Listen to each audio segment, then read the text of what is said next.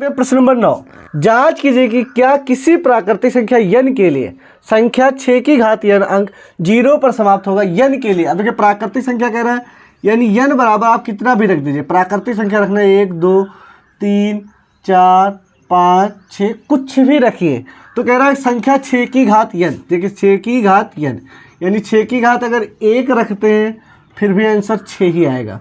अगर 6 की घात 2 रखते हैं यानी 36 आएगा। 6 की घात 3 रखते हैं 216 आएगा। ठीक, यानी हम देख रहे हैं कहाँ पर समाप्त हो रहा है, 6 पर ही समाप्त हो रहा है। ठीक, इसका मतलब यह है कि प्राकृतिक संख्या कुछ भी आप रखें अनंत तक, ठीक, तो हमारा एट लास्ट में 6 ही आएगा। क्या कभी 0 पर समाप्त हो सकता है? नहीं। यानी 6 की घात n, अगर n प्राकृतिक संख्या है तो हमारा 0 पर कभी भी समाप्त नहीं होगा, हमेशा किस पर समाप्त होगा? 6 पर समाप्त होगा।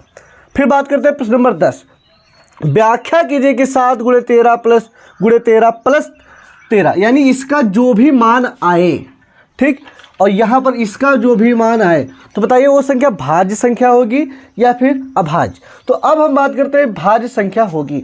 यहाँ पर व्याख्या करने को कह रहा है, यानी क्यों होगा? क्योंकि देखिए इसमें 2 पद है, एक पद तो ये वाला है, ठीक, एक पद ये है, दूसरा पद ये है।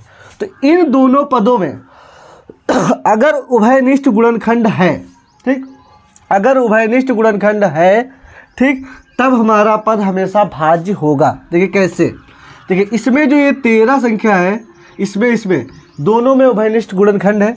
जिससे मान लेते हैं, कोई संख्या मान लेते हैं 7 5 3 और इधर लिख दिया हमने +7, यानी ये संख्या है भाज्य। और क्यों भाज्य है और किस संख्या से भाज्य है? किसी संख्या से भाज्य हो या ना हो, लेकिन जो कॉमन गुणनखंड है उससे भाज्य होगा। देखिए 7 लिखा है यहाँ पर 7।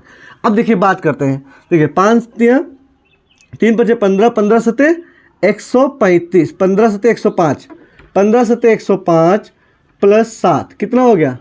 112। अब किसी संख्या से कटे या ना कटे, लेकिन ये 7 से जरूर भाज्य हो जाएगा। देखिए 7 एकम 7, 7 छंग 42, यानी 7 से पूरा भाज्य। अब हमने बताया जो कॉमन गुणनखंड होगा, ठीक, जिससे अब बात करते हैं इस संख्या को, बिना देखे आप इसको बता सकते हैं कि यह संख्या भाज्य है।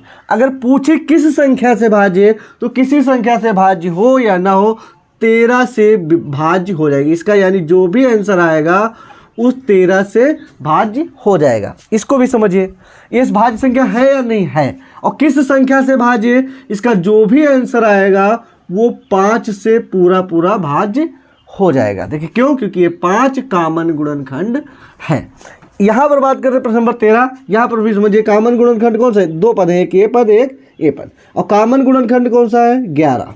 यानी ये जो आंसर आएगा इसको गुणा करेंगे, फिर इसको जोड़ेंगे, फिर किसी संख्या से कटे या ना कटे, लेकिन 11 से कट जाएगा। इसी प्रकार से इसको बात करते हैं। देखिए एक ये पद है, दूसरा ये पद है, तो इसका जो भी आंसर आएगा, अब ये बताइए किसी संख्या से कटे या ना कटे, किस संख्या से भाज्य है? 3 से भाज्य। अतः ये सभी संख्याएं कैसी हैं? भाज्य संख्या है।